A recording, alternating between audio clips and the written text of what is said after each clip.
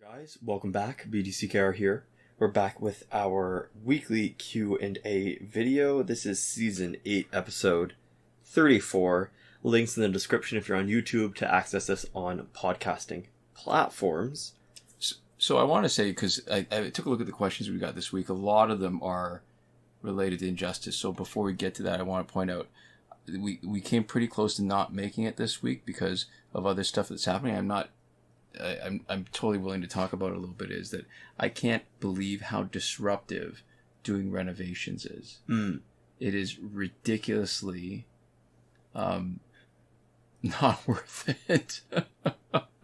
Emotionally dire. It's challenging. Yeah, I think it's a combination of things. I think one of the difficult things, and I think I started recognizing this when we were talking about people. Like, the first time I recognized this, kind of the idea was considering abusive relationships, where if everything else you do, if you can't come home and mentally completely let your guard down and be completely relaxed, complete yourself, and if coming home is stress, then I can't imagine that not being able to relax doesn't do something to your mind to break you a little bit. Oh yeah, because you're chronically stressed. It's not like how you're supposed to be. And that's one of there's like an argument within like therapy and stuff that it's actually not useful the same way to get therapy. There's some things that it is useful for, but really if you don't have like emotional safety in your environment, that you actually need to change the environment first to be able to do a lot of that other work. So that like, you know, if you have a kid in an abusive household, just sending them to therapy can't actually fix the environment. And you actually need to find the pressure point and alleviate that first, because you can't really do the work unless you have the mental energy to do it. So I don't do therapy, but I'm presented with situations very often where we're talking about solutions to things. And the analogy I like to use is, so you've got somebody who's hammering you in the head. They're taking a sledgehammer, whacking you over and over again. Now, adjusting your helmet and reinforcing it might be a little bit useful. But the answer isn't to make a better helmet. The answer is to stop the sledgehammer. Same idea. It's the same feeling, right? Same mood. So I'm glad that we're finding this time, but holy crap, like the last couple of weeks, it's been, I just don't know, I feel like completely burnt out. And we're obviously not trying to, you know, compare our own situation in terms of severity with like an abusive home life or anything like that. No, yeah. It's just as an understanding that a lot of experience parallels other experience. And I think to acknowledge that it's different, that's a lot of the ways that you can also understand like neurodiversity and stuff, right? Is not as like, oh, this phenomenon is just totally different, right? And it's sort of like it's reached this threshold and it's totally something different. It's just that, like, you know, like people with sensory processing difficulties, like everybody gets overwhelmed. And everybody has a level of, if there was somebody screaming in your ear 24/7, that is past, I think, everybody's level of sensory overwhelm, and everybody has just like a different threshold for it. And that's why I wanted to frame it originally, not that there's a comparison to be made, because clearly, the situations are really different in terms of severity, but it's where I was first aware of it, and the idea of how that works is so, it helps me understand this so much more. Like, it gives, I think you use the word parallels, right? It's just a framework for understanding stuff, and it makes it so much easier to get why I am so messed up right now. And even if you're not trying to compare your situation in terms of severity, I think situations can often give you more empathy for understanding someone else's situation. Like, I have very rarely been so sensory overwhelmed so consistently.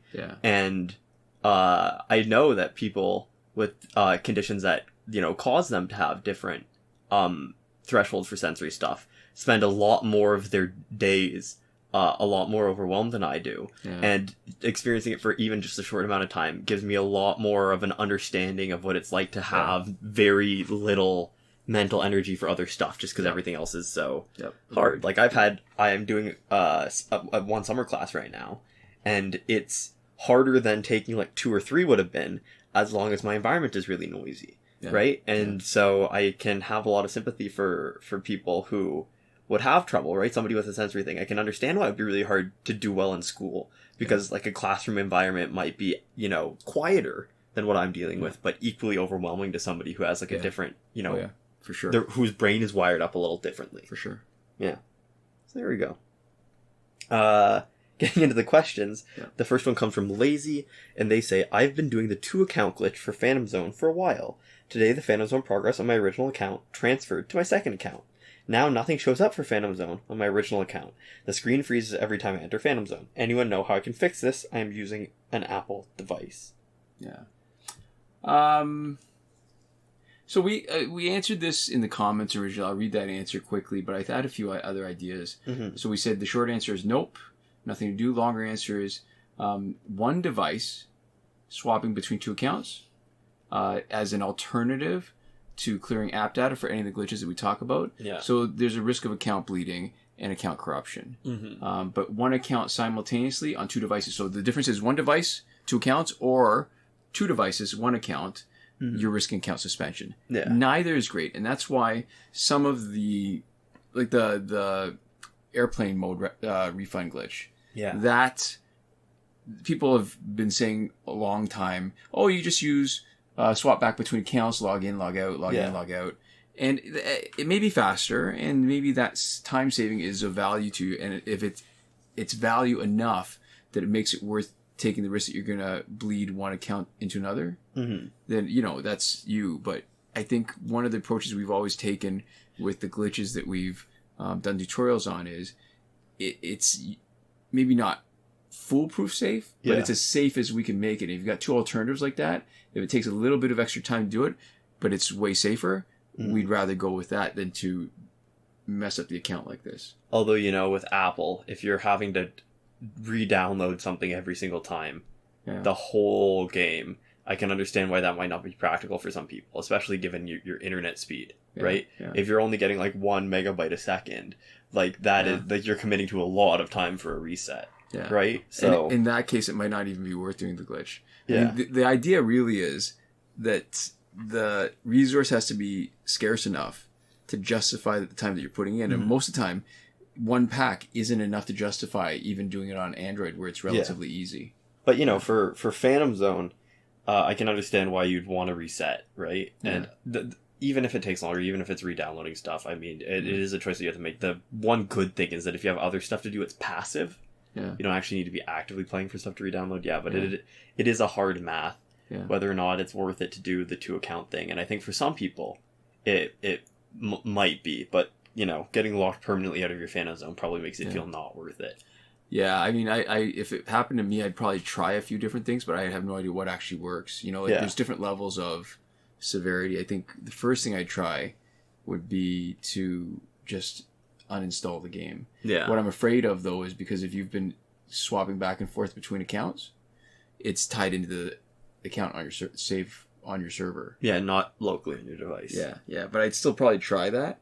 And in general, avoid swapping back and forth too quickly between 2 accounts while you're changing stuff about your connection to the server at the same time.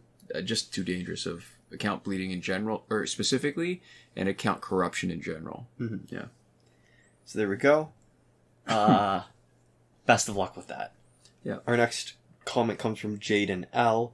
And they say, hey BDCKR, I have a problem. My story mode is locked. So all battles are locked except for the tutorial battle and first bonus battle. Do you know how I could fix this? It's actually pretty common. And for a common problem, I don't think there's actually any solution. Which is unfortunate. It's the theme of the questions this week. We're talking about things that our channel is based on glitches that you can exploit. And these are sort of the difference between a glitch and a bug, right? Yeah. Glitch is sort of connotation neutral to me, and bug is negative connotation. Mm-hmm. So there have been variations of this. Some where everything is locked, some where only the first page is locked, some where if you start playing through from the original tutorial, you can slowly unlock stuff and you have to work your way through again. But the most common one is that it's locked. You've got basically only 1 bonus battle. Yeah, open. Which is what it sounds like the situation is here. Yeah. And so you've got to decide if it's worth playing, because the only thing that will fix it is to start a new account. Yeah. The only thing that you know for sure, and then basically you're giving up your progress. Which sucks. It's a hard choice to make. Yeah. And I mean, the thing is, I guess, you can still get almost everything else. What you lose is the ability to generate power credits easily while getting experience, which is bonus battle 6. Yeah. Because in the old days where there'd be a gap of a week between challenges where there would be no challenge at all, then you'd have a hard time farming power credits. But with the challenge reset glitch, you could still do that. The main sort of shortcoming of that is that you don't generate experience the same way. The further in your account life cycle you are, the less it matters. So, and also the less you would be willing to reset, even if it did matter. Yeah. Just before we move on, you were saying bug neutral, bug negative, glitch neutral. The positive version of that is exploit. Exploits are always good things. So that's sort true. of the positive, neutral, negative connotation with stuff. Oh, and have you seen that thing where it's like neutral, chaos, order, good? Yeah, D&D alignment chart. Okay. It's a 3x3 grid. So you have lawful, true, and chaotic, and then good, neutral, and evil. So you can have lawful good, lawful neutral. You can have lawful good, neutral good, and then chaotic good. Oh, this fight's gonna be interesting. We're already behind the 8 ball. We've already lost Bane. So yeah, I saw the reason why I thought of that just the other day. I saw one having to do with how you mark off your place in books. Yeah, it was a neat idea. They got some of it right, but they're missing a few interesting things. But definitely the worst one is the chaotic evil. Oh, which is dog ear folding the page? No, putting the book face down. Oh, on the spine. So basically cracking the spine. Yeah. The dog ear was something evil. It was like, what's the middle evil? Neutral? Something like that. Neutral evil. Yeah. Yeah, it was pretty bad. Because I imagine lawful good is probably bookmark. No. Lawful good. All right, so wait. What's the middle one square? True neutral. That's the ebook. Yeah. So, okay. So, wasn't a bookmark. This is just us verbally recreating a meme from memory, huh? Yeah, but it was a good one, but not great. There's something, like I said, there's some things missing. I can't even remember what the best thing was, but it doesn't. If it occurs to me, I'll maybe mention it. There's one that was like a chaotic where you're supposed to memorize the page. Okay. Chaotic evil would be ripping out the page before. Oh, ripping out all the pages that you finished. Yeah. Yeah, that would be the worst one. Yeah, but that's not even real, is it? Like, are there people that actually like books enough to read them that they're going to rip out each page as they go? No, I doubt it. Yeah, I don't know if they were all supposed to be real. That one. Right. It reminds me of one of the gags, and you remember Cheers, the show? Yeah. Favorite show all time, I think, if I had to pick one. And there's one episode where, spoiler alert, so Diane doesn't have enough money. She borrows some money from Sam. Yeah. And he's thinking, okay, she's really in need. She comes in, she bought this book. It was, I believe, again, off the top of my head, I think it was like a first edition signed copy of The Sun Also Rises by Ernest Hemingway. Yeah. And so she asked him to put it in the safe to keep it protected. Yeah. And because it was such a good deal as a collector's edition and stuff. And he starts reading it because he gets interested in it. Yeah. He's reading in the bathtub. He drops in the bathtub. Oh, God. And the whole thing expands completely. Oh, no. And so, he's trying to hide it. She's found a buyer for it. Yeah. And she's going to make a big profit and able to pay him back and stuff. Yeah. And I just remember in the panic moment, and it's beautiful because he plays it perfectly. Like Ted Danson is so good as Sam. What he starts doing is he tries to tear out every other page to thin it out so that it's... Oh, no. So when you mentioned the tearing out pages, I was picturing that in my mind. That's terrible. It is. And there's such a... Yeah, I think I probably should get over this, but I think it's my comic collecting background where I started off collecting so that, you bag, you board, you protect everything. Yeah. And I love reading too, but now I treat a lot of books as objects. Yeah. I mean, they have value as the story, but they also have value as the objects. Mm-hmm. So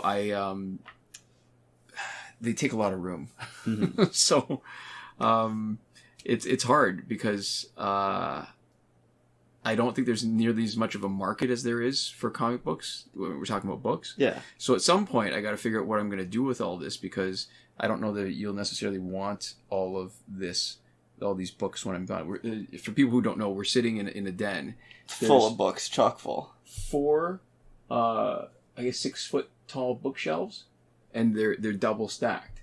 So there's probably like 600, 700 books at least. You think that few? At least. I say as a minimum. Yeah, I think one shelf might have a few hundred. Because it's stacked, it's double stacked. So there's a row, and then in the front of the shelf, there's another row for most of those shelves. Maybe 150 books a shelf as a conservative estimate. That'd be interesting to figure out, but yeah. Yeah. Anyways, speaking of actually valuable books, one interesting thing. So we've not finished it yet, so no spoilers in the comments, but we're watching Invincible right now. Right. And really enjoying that.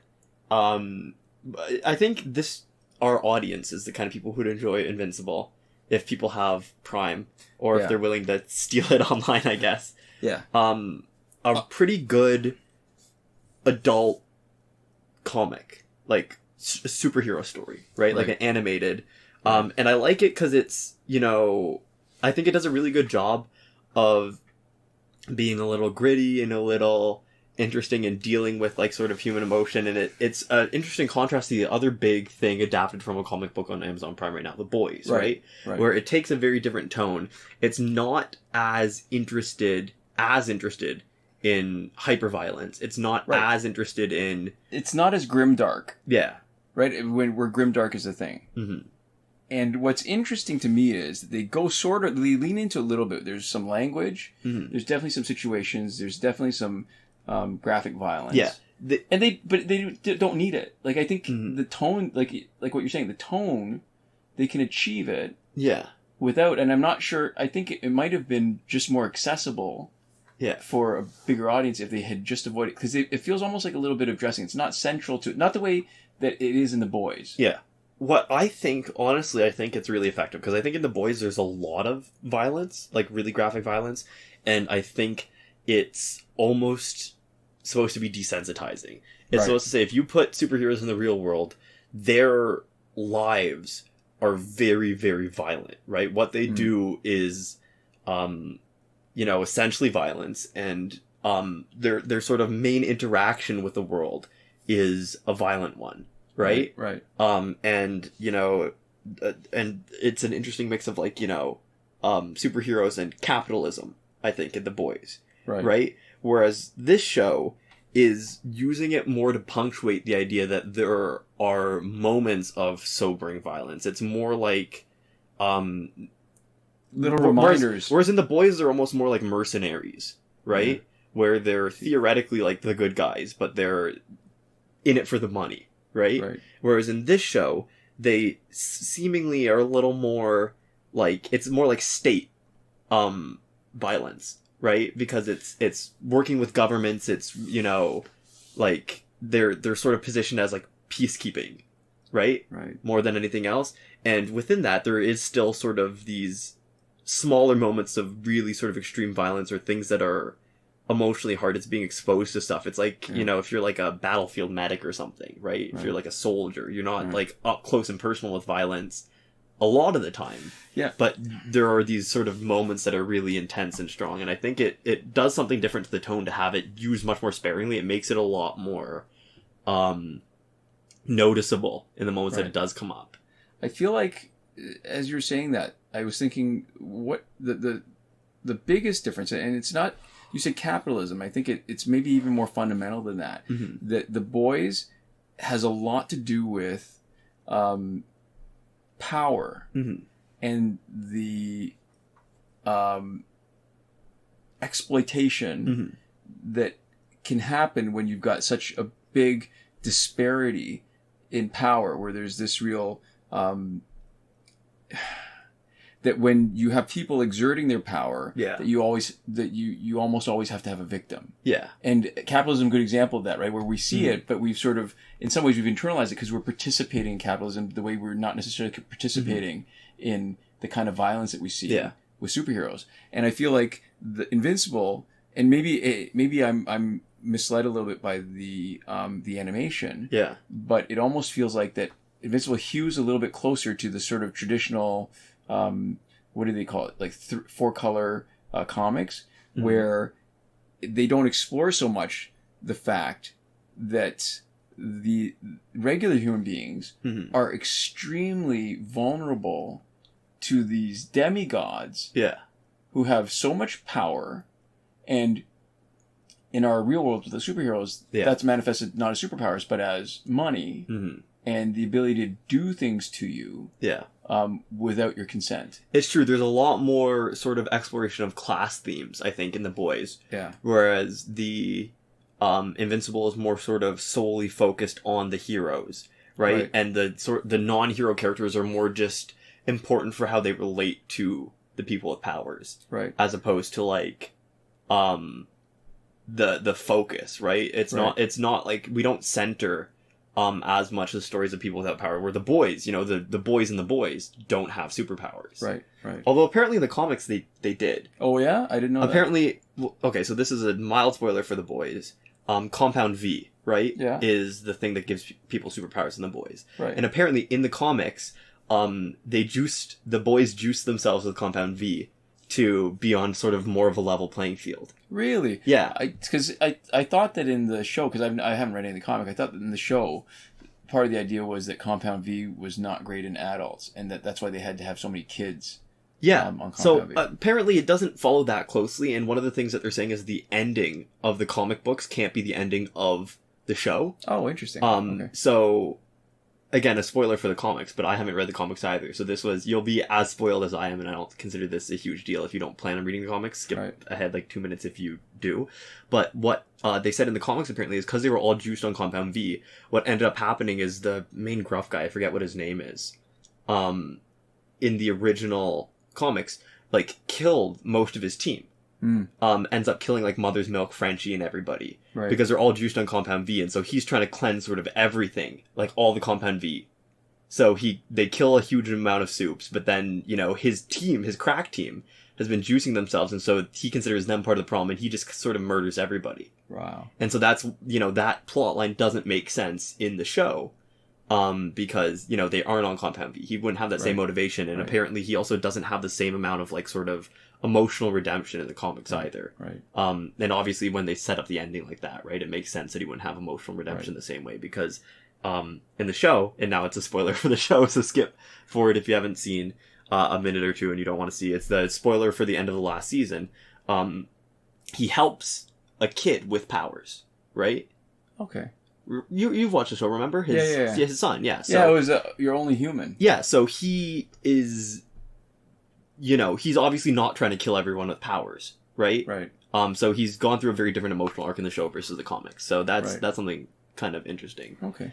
But good stuff. Also, what's fun, we're near Toronto.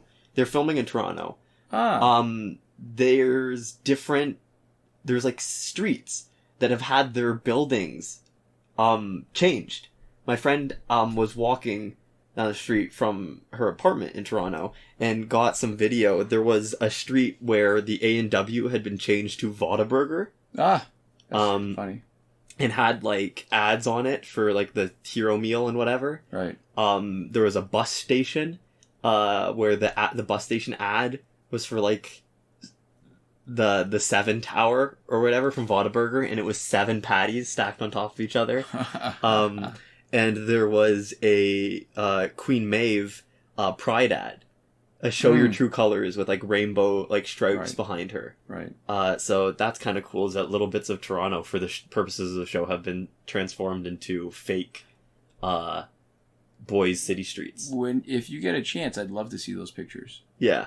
I'll see if I can pull those for you. It's kind of cool. Yeah. Yeah. No, so a series of good shows, but Invincible is really, really good. Yeah. I would recommend it. And the thing that we were talking about, we started on Valuable Comics. You have some first editions. Oh, yeah, I have the first printing of the first issue of Invincible. Yeah. And at the time, this was, I think when it came out, Walking Dead had just come out. Same writer, Robert Kirkman. Like Walking Dead the show? No, Walking Dead the comic book. Oh, had just come out. Okay. I think that came out maybe a little bit before. I don't remember. It wasn't on my radar, so I don't know if it was nearly as popular then as it is now. Mm-hmm. Obviously, when you're talking TV shows, you're talking orders of magnitude of a bigger audience. Yeah. Right? You go movies. I mean, movies are way bigger. Actually, it used to be, but I don't think it's true anymore. Movies used to have a much bigger potential audience than TV shows. Yeah, I don't know. I don't think that's true anymore. Yeah. But they were much bigger than books. Yeah.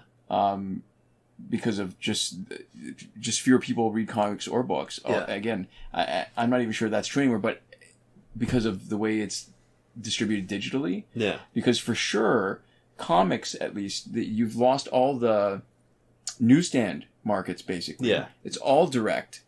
And there's lots of comic stores, but most people just don't go. You'd have a bigger audience when you could buy them at the grocery store on those little spinning racks. Yeah. Or even at the bookstore. I don't even know bookstores carry comics anymore. And they're priced so prohibitively that instead of being consumable media, now what you've done is you've limited yourself to the same audience over and over again, the same collectors. And they're dwindling. You're not encouraging new readers. I think as a medium, I don't know that it's dying out, but it's definitely not reaching. It's narrowing its focus. Yeah, the audience keeps on shrinking. Yeah, that's, the Netflix series Toys That Made Us is really interesting, and I think it was the He-Man stuff that sort of went that same direction, where when it first came out, it was really, really big, right? Yeah. In mass market, it was a huge sort of toy line. And now they've narrowed down a huge amount. Yeah. But they're still doing really good numbers with collectors, but like they're all like statues and like figures and stuff, and it's just like hugely expensive. Yeah. Because it's for people who like grew up with the stuff. Right. So it's an interesting sort of direction. There's a lot of media that's becoming way, way more accessible, and it's weird that there's some media that's becoming a lot less accessible with time. It feels like that's the wrong direction for things to go in, especially because in terms of getting like buzz, right? There's way more people who are looking at superhero stuff now, I think, than ever before. Because I think Marvel movies and stuff, right?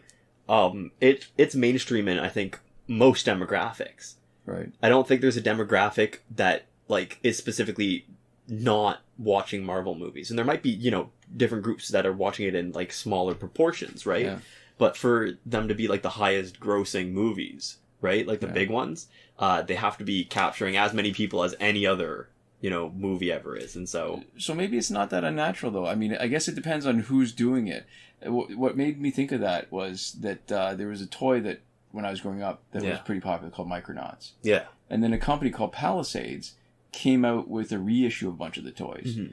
And they were priced probably too much. They weren't nearly as good as the toys you can find now as far as the articulation. I mean, I love them. Yeah. But, there's a huge nostalgia factor involved. And I think when you're talking a relatively small company, maybe they're not looking for a wide audience because then there'd be different expectations in terms of pricing and availability. And if the company's not big enough to scale up, maybe they're actually just aiming for the little fruit hanging low that they can reach. Yeah, that's a good point. That's one of the things that I didn't realize. So with the Toys That Made Us, again, good Netflix series, I think that the stories are surprisingly compelling.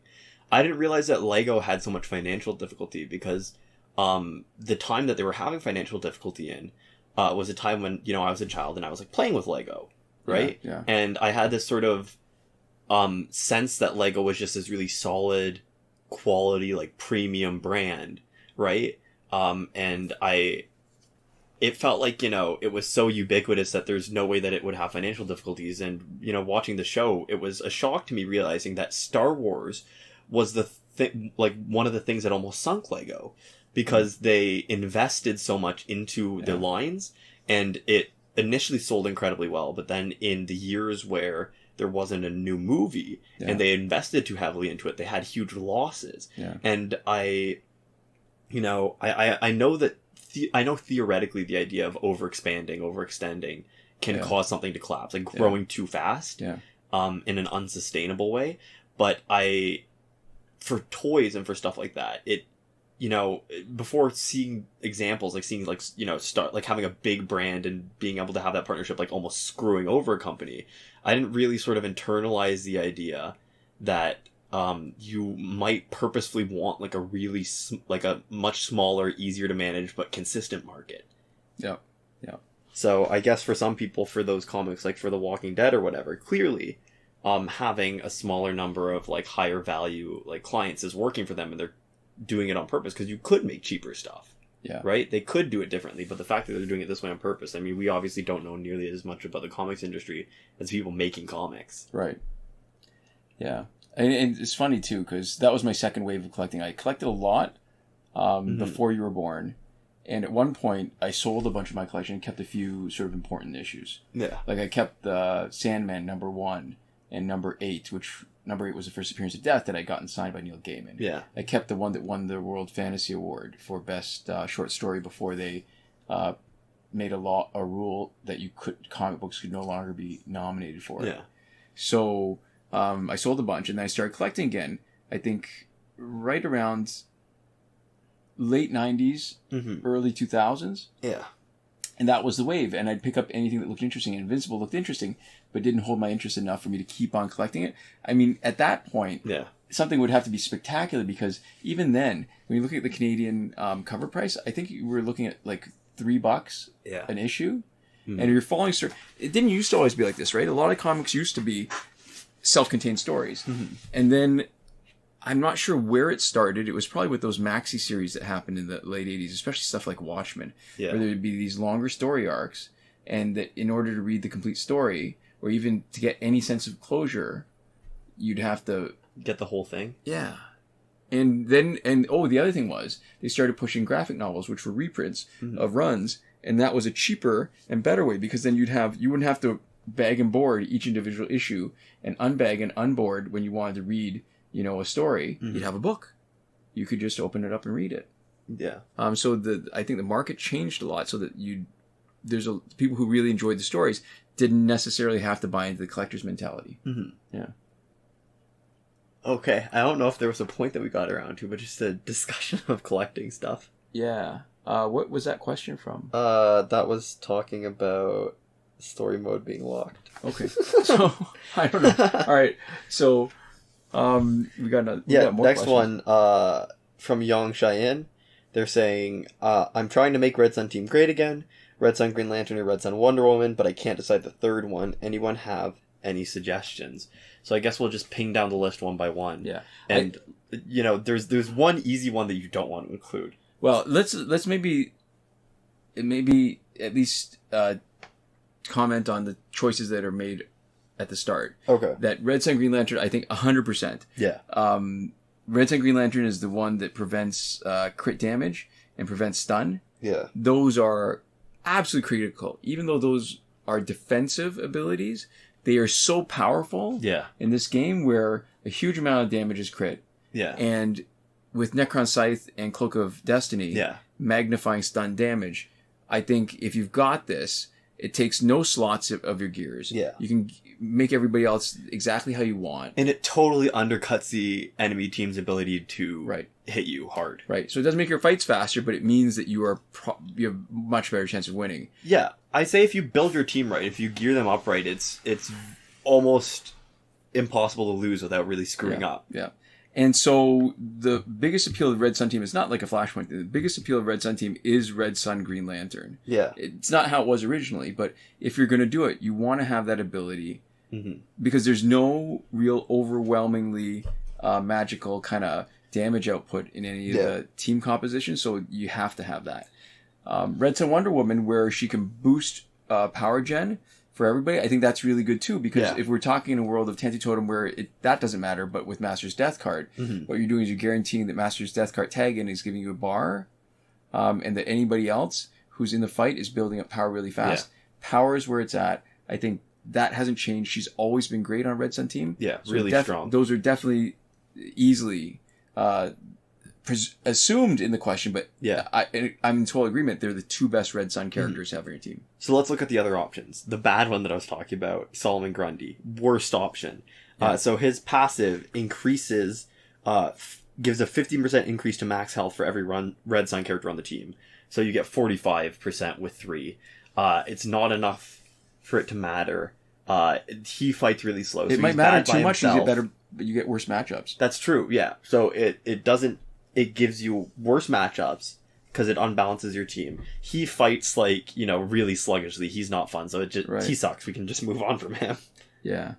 Deathstroke is basically a no passive character, right? He's got his passive is Red Sun Speed. All characters on Deathstroke's team gain plus 5% speed per Red Sun character on the team.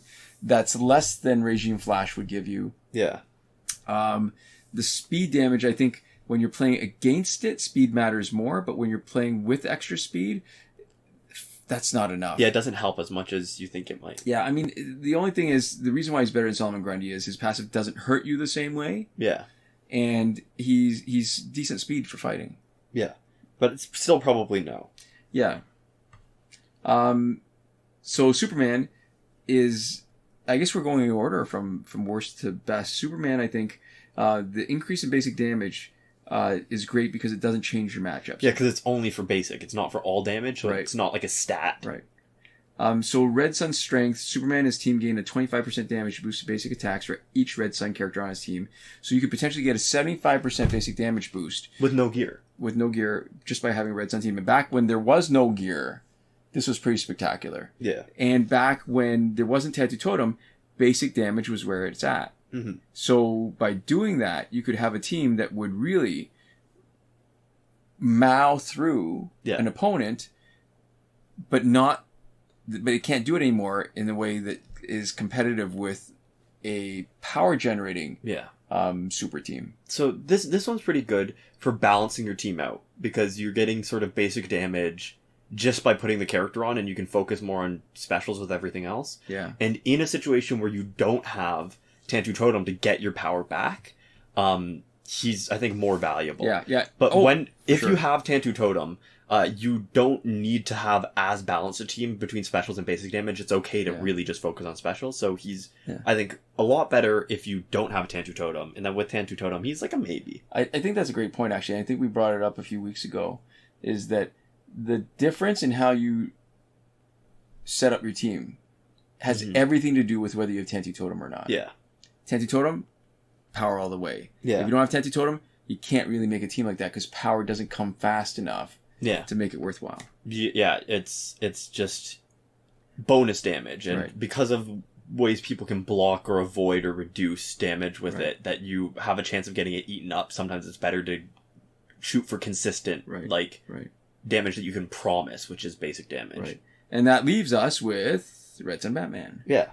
So Red Sun Cunning means that all Red Sun teammates gain a chance for unblockable on Special 1 attacks, and I think that's really the winner. Yeah.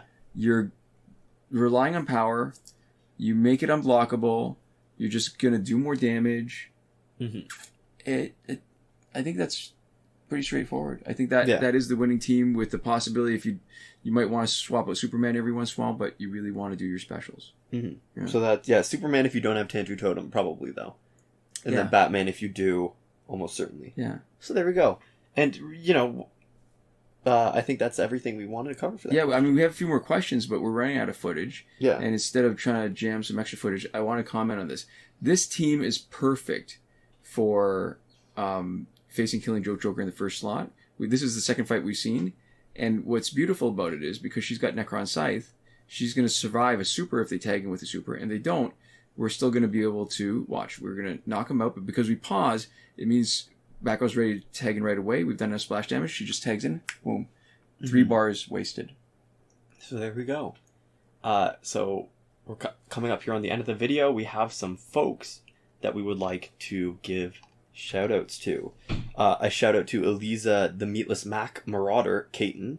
She sent a strongly worded letter to McDonald's about their menu item. This shout-out was brought to you by McDonald's joke of a meatless menu item, which is just a Big Mac with no patties and nothing to replace them. What? It's just like bread, lettuce, and cheese. Wait. Okay, so hold on. And sauce. So if you ask them for... what? There was a picture of it. It was from some online thing. It was either from the online order form or from like their menu online. Yeah. But it was literally just a Big Mac with no meat, and there's no veggie burger to replace it or whatever. It literally is just like the fixings. They didn't stick more lettuce in it or anything. No, it's terrible, right? It's okay. It's like insulting. They got tomatoes, don't they? They could have done anything. Yeah. It's really insulting. Yeah. So McDonald's really isn't catering to vegetarians at all, and it shows. They're like way behind, I think, pretty much everywhere else. Right. Yeah. So that's this week's shout out. And we'd also like to give a huge thank you to all the wonderful people who support us on Patreon. That would be Consul Peasant and Edwoon at the top tier, last word. Mohammed Albshaiti at the Your Message Here tier. Shawn Farrell, Daniel Simonson, Aaron Maule, Michael DeVries, Brandon C., Irvin Ruiz, Eddydoo, who support us on the credited level. And Chris Wolf, Scarlett Denny, Awesome Gamer 2 for 1, Pavu RS, Gavin Malott, and Isfar E at the gratitude level. There we go. Thanks so much for watching. We'll see you next time. Komoda.